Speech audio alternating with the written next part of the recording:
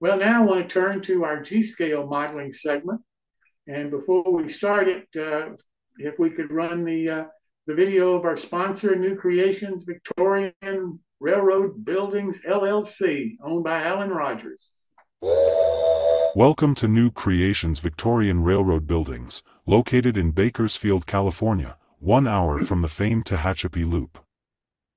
As part of building his model railroad layout, Alan Rogers took photos and made scale drawings of a number of buildings in the Southwest, many of which no longer exist.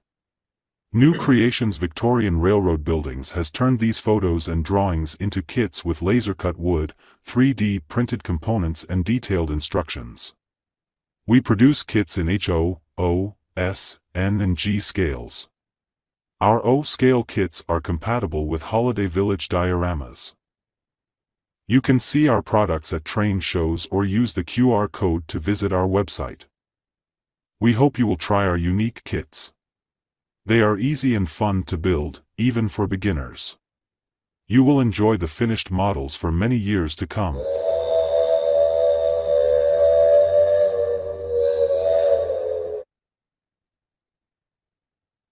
Well, now I want to turn to our host for this segment, Steve Benninger, and I think he's going to be assisted by Steve Sherrill. So, gentlemen, welcome. All right, so I thought before we start, just an explanation a little bit about some history behind the building we're going to make. Primarily the history real quick of sawmills and the lumber they supplied. So I have here just a good old piece of really antique oak. This is called slab lumber, rough sawn, 5/4 board is another name they had for them at the sawmills. These things are sold by the hack, or you could go to a lumber mill and just tell the guy how many feet of lumber you wanted cut, and they cut you just random material, generally 4 inches. This particular piece, 12 inches wide, one of the bigger pieces. And when it was sawed up, you would go down, pick it up, take it back, and start your project. So the project we're going to do this evening is based on this type of construction using green lumber. And it was one of the most inexpensive methods for building structures, probably for almost 100 years that they did that. So that's the little history behind what we're going to do. And as Steve Sherrill said, coming out gathering, and some of my favorite items. One well-faded real estate sign that we're going to chop up. This from a deck project, a leftover piece of 6x6 pressure treated lumber, a piece of 2x4. We're going to need that.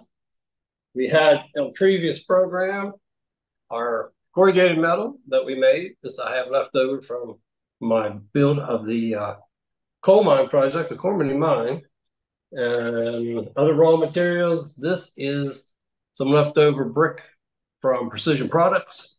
And another Precision Products item I have is just one single window. So that's the basic items that I need, and I'll get you started and I'll show you what we're going to do. So 2 of the most important tools for G-scale guys, I'll tell you right now, right here. Number 1, if you're in G-scale, you got to have a pocket knife. Second item, you got to have a table saw. That seems like one extreme to the other, but a table saw is invaluable in making G-scale products. And that table saw came in very handy on this project. So first item, just with the block, and it doesn't matter how rough these things are, it does not matter. As they lay around typical yellow pine, it'll crack, it'll shrink. This stuff was treated in a copper bath and it dries out over the years. So for our building that we're going to give it a 12-12 pitch, and that's easy with our square. When we want to do a 12-12, nothing to it. I'm going to set it on there. I just strike a line. Both sides. When I get done, I'll square that across. That's the bottom of my building. It's going to look just like this, right? We can run it through the table saw. I also have a big chop saw, so it doesn't matter either way. So when I cut this, I'm going to have it laying in the chop saw so that we make one cut, we flip it, we make a second cut.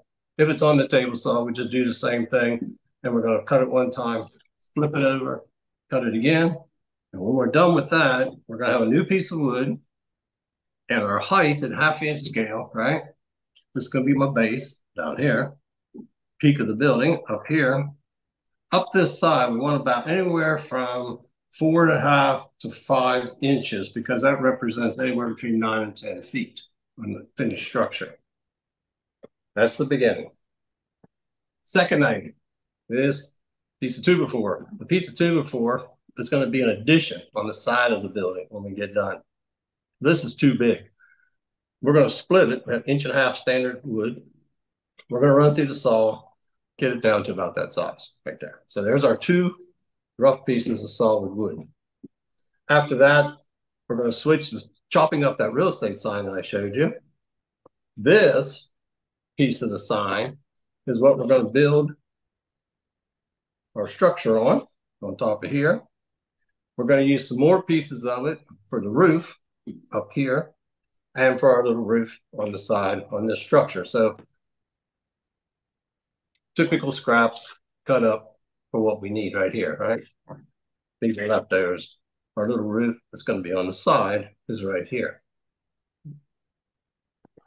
Next thing, when you put that 5/4 sawmill lumber on a building, it was green wood.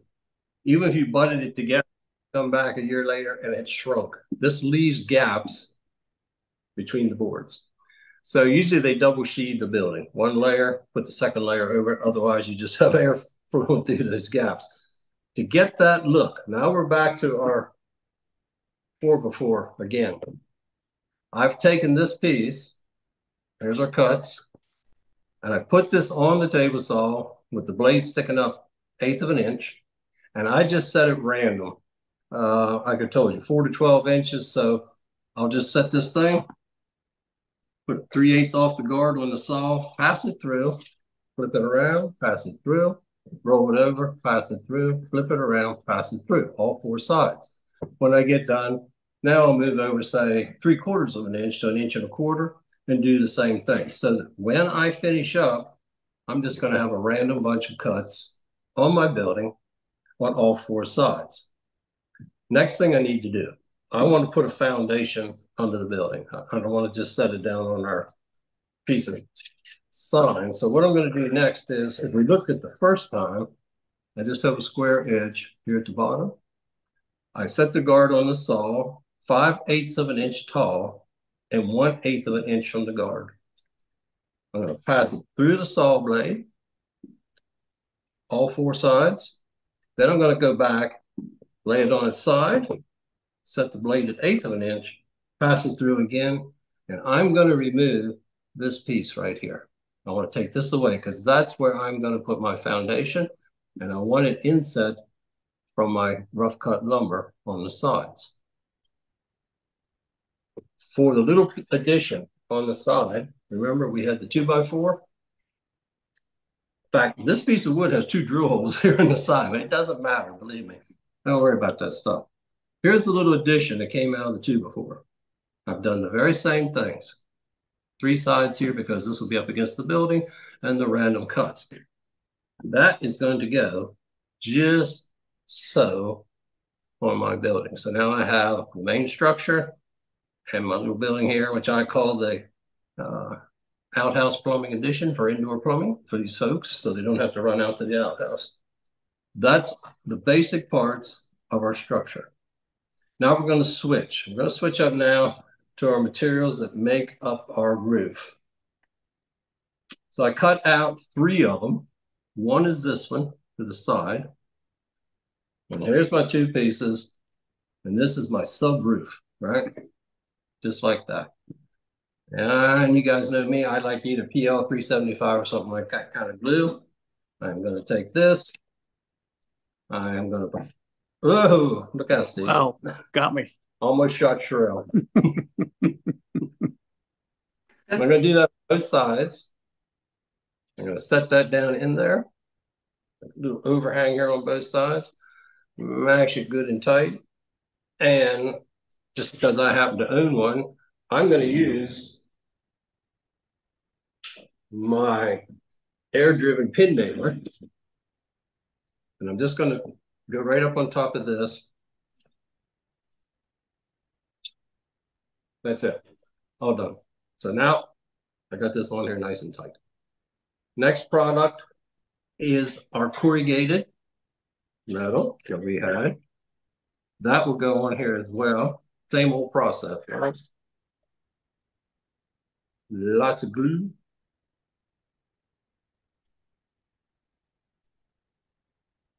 And you're going to drag this. You're basically going to go like this. Get that stuff spread out. One more time.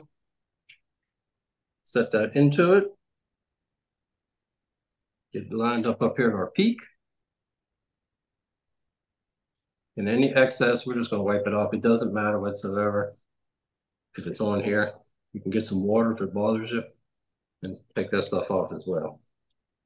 And one more time, I'm going to spring it down square, just like this. And I have this material here. This is probably Evergreen Plastics or somebody like that. That will be my cap on my roof. I'm going to cover both sides, putting that piece right up on top. And I can do the very same thing as I did before. If I mark this and cut it over here.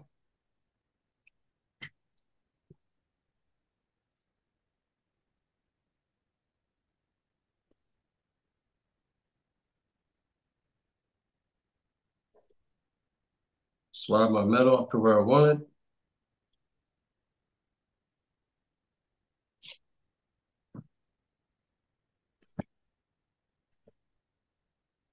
And there we go. That all set up dry, and we'll be good to go on that part. Same thing for my little addition on the side. We're going to put this on here.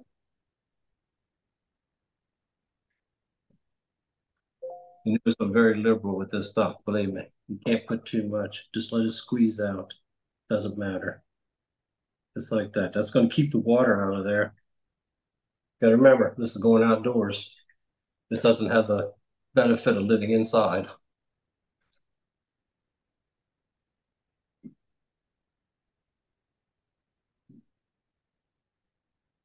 Right there.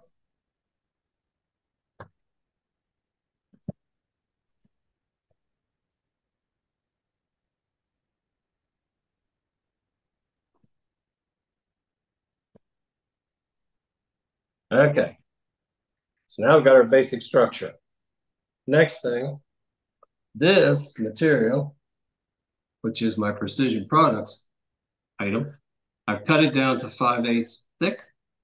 And that is what's going to go in that foundation line right under here, correct? That's how we're going to do it. And you can use about anything for that. I'm just going to have the same stuff out here, so I'm going to use this. I also sometimes just use super glue.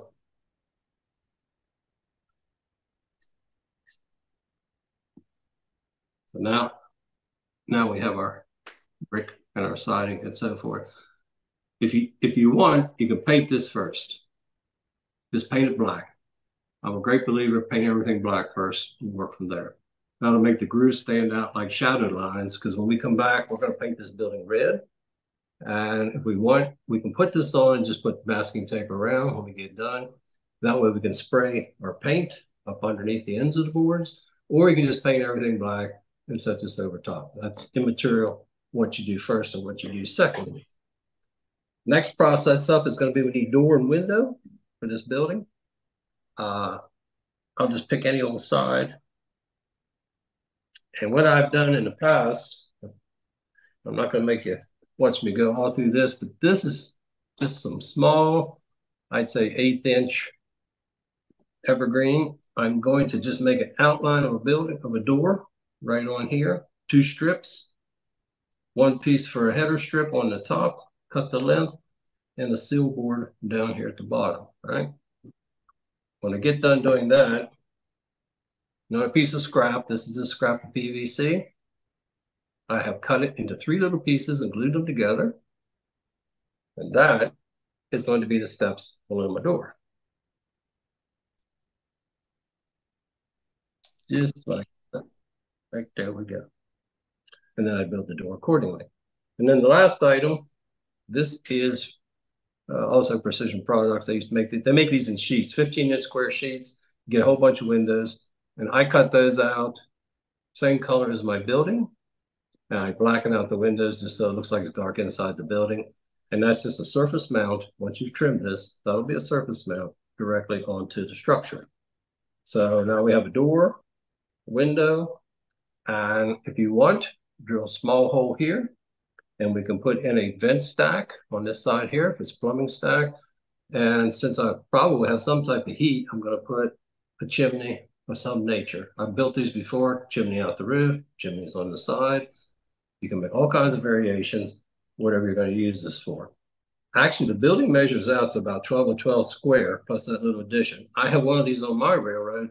That is the freight office at one of our stations, but you could have them for line side cabins, storage buildings, whatever you like. These are pretty flexible type of design. So paint-wise, black for the whole structure initially. And I just used good old Rust-Oleum red oxide because I happen to already have it here. And that I spray over top. And this you're going to spray heavily to seal the cracks. You're going to spray it. It doesn't even matter if it runs. Just get lots of paint on that wood grain. This one, not so much. This is lighter. If you want to look a building like a weathered look, if you want to give it a weathered look, just a little bit less of this stuff. I used to be an S-gauger, 30 years in S-gauge. This works just as well in S-scale, O-scale, or G. The techniques are all the same. You don't have to have any different techniques. It's just the sizes are smaller. And if you can detail it up as much as you like, as little as you like, I know that I make hinges, doorknobs, all sorts of things for these little guys. So given what we have, this is kind of our rustic first look at this as we start, right? And show you one of them that is 95% complete. I know Steve has that in the camera. Mm-hmm. Okay, so here we go. Here's the little building, pretty much all done. And the extra details I made is one of my handy dandy fuel tanks here on the side. I got a vent stack that I mentioned. On the back side, chimney. We have the front door, doorknob, and the window. And I just primer this thing up like this. You can add dirt, gravel, whatever you like to the structure. But it's kind of here, quickie before, and there's your after look on the building. Steve, tell us about the tank. Okay, fuel tanks. We were going to save this for a different show. Oh, that's okay. I'll tell you about the tanks. To make these tanks, I have a lot of leftover wood composite that we use for making decks. This is a piece of deck board this wide that has been ripped to about 2 inches. That deck board is 5/4 thick. It's already rounded on one edge, right? So if you have Trex or something like that, you look at it. Don't get the one that has the groove in the side, then you got a bunch of work. Just get the one that's solid. All you're going to do is take the other side. I put it on the belt sander and roll it back and forth till I have the same radius that I had here on the top. Next thing, we're going to drill a hole for a vent cap. We're going to insert a nail, and we're going to use a hex screw up here for the fuel point. That's where the man feels the fuel to put it inside. One hole here for the fuel line coming out, 4 holes in the bottom, and 4 more nails of some type for the legs.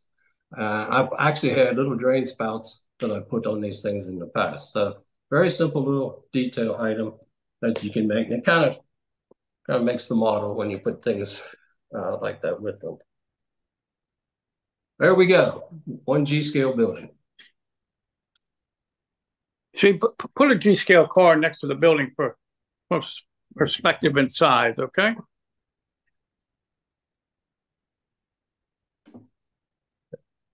That's something. That is something.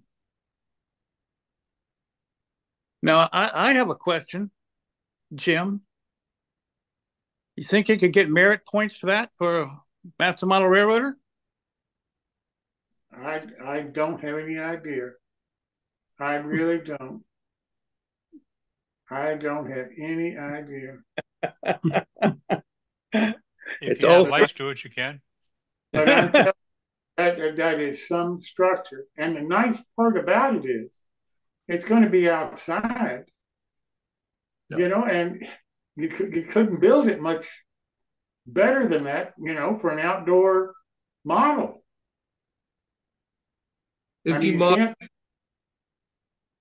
model outside, a couple of things. One, this surface around your structures is subject to all types of precipitation. This board really gives you a lot of protection. If I would just take this structure and literally set it on the ground, it would probably deteriorate much more quickly. The composite material from these rails does not deteriorate. Now these are old, these are faded. That's why they got replaced. But this material is a tough material. You could put a piece of ceramic tile, something like that as well. That would make a good base, helps to be weatherproof. Number two, it is heavy. This thing probably weighs 5 pounds, and that's what you need outdoors. Something that the wind isn't going to blow away, somebody's cat or dog isn't going to come and knock over.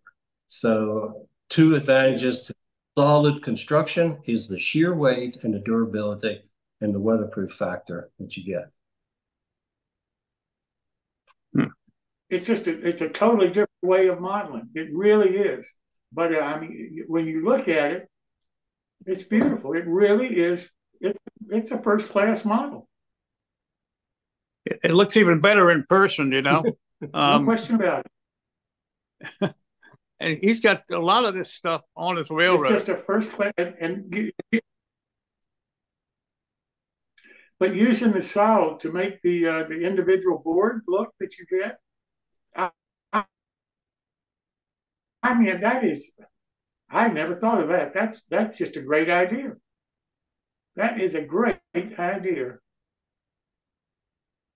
Well, the bottom line, the price is right. The entire structure was made at no cost. Absolutely.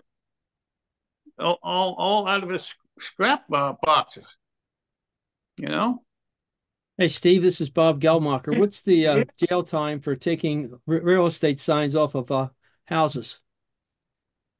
No, I don't have to do that. I have piles of these things. I think my wife was a real estate agent for 32 years. She just retired recently. Mm-hmm. But what happens, I can bring the sign back up a second. You can look at this sign. The real red is over here on these signs.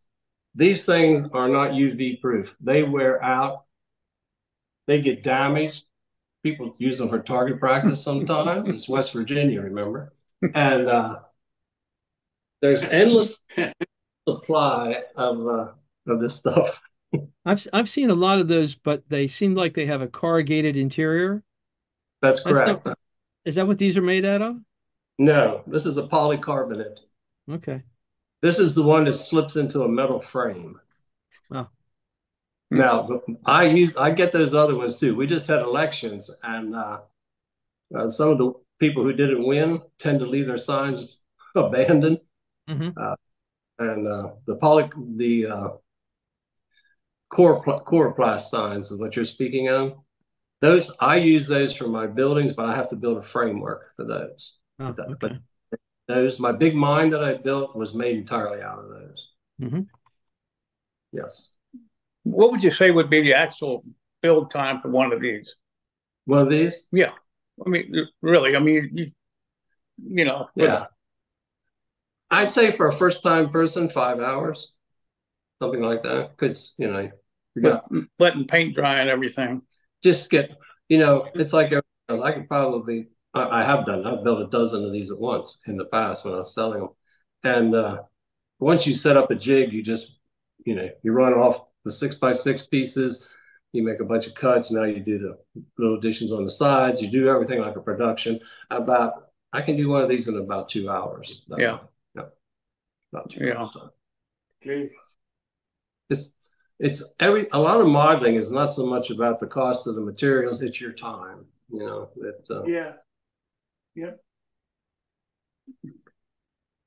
You showed me about, you had a sign you made. Do you want to put that up and show them? No, I'll show you some other time. Okay. I tell you, that is really something. No question about it. Hey, Steve, this is Greg. Yeah.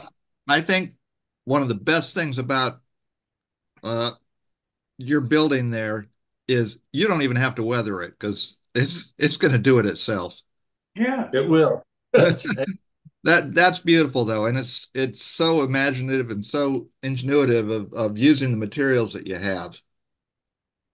That's just great. Yeah, and the techniques that you use. I mean, the way that you built that. I mean, I think I could build that. I mean, geez, that is really something. I've never seen anything like that. And the neat thing is you could build it in other scales, just reducing the size of the wood. I was just wondering about doing that in O scale.